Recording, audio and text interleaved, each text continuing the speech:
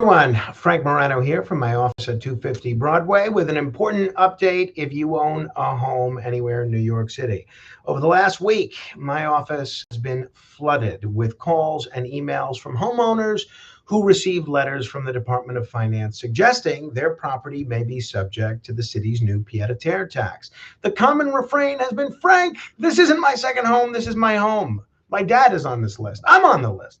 So I wanted to take a few minutes to explain what's going on, what we know, and what we're doing about it. First, let's separate fact from fiction. The city has released a public list of properties that may be subject to this new tax, and it has sent letters to thousands of homeowners asking them to demonstrate that their property is actually their primary residence if they believe they qualify for an exemption. If you receive one of those letters, don't panic. Receiving a letter doesn't automatically mean you're going to owe this tax. It means the Department of Finance wants additional information before making a final determination. That said, I completely understand why so many people are upset. I've spoken with homeowners who've lived in the same house for decades, people who vote from that address, people who pay taxes from that address, people who receive every piece of government mail at that address, yet they're now being asked to prove they actually live there. To me, that's backwards. Government should verify first and ask questions second, not the other way around. Now, some people have tried to make this debate entirely about whether you support or oppose the Pied-à-Terre tax. That's a legitimate policy debate, and I've made no secret that I don't think it's a good idea. I believe New York has a spending problem more than a revenue problem, and I worry about the message this sends to people who invest in our city. But even if you support the tax, I think we should all be able to agree on one thing. Government should administer it competently.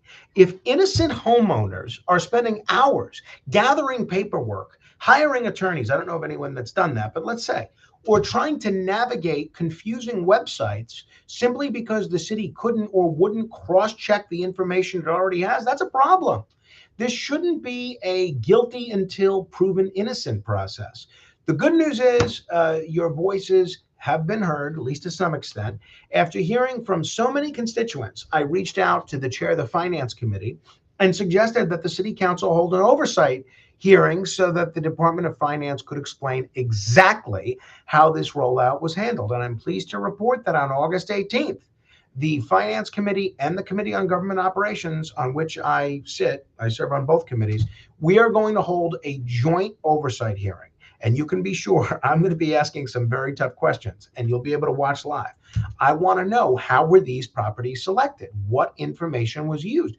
Could existing government records have reduced the number of mistakes? How many people received these letters? And what is the department doing to make this process easier for homeowners who've done nothing wrong? I think those are fair questions, and New Yorkers deserve answers. In the meantime, if you received one of these letters or if your property was incorrectly identified, please feel free to contact my office, 718-984-5151, 718-984-5151, or you can email me, morano@council.nyc.gov. The more information we gather, the stronger the case we can make for improving this process and helping people who've been caught up in it. I've always believed good government is not about scoring political points. It's about competence. It's about accountability. It's about treating people fairly. Whether you're a Democrat, a Republican, a conservative, independent, homeowner, renter, rich, middle class, working class, whatever. You deserve a government that gets the facts right before creating unnecessary stress and uncertainty. We'll continue following this closely, and I'll keep you updated every step of the way. Thank you for watching. If you found this helpful, please share it with your neighbors, especially anyone who may have received one of these letters. And if you haven't already, subscribe so you can stay informed about what's happening at City Hall and how it affects you and your family. Thanks, everyone. Have a good weekend.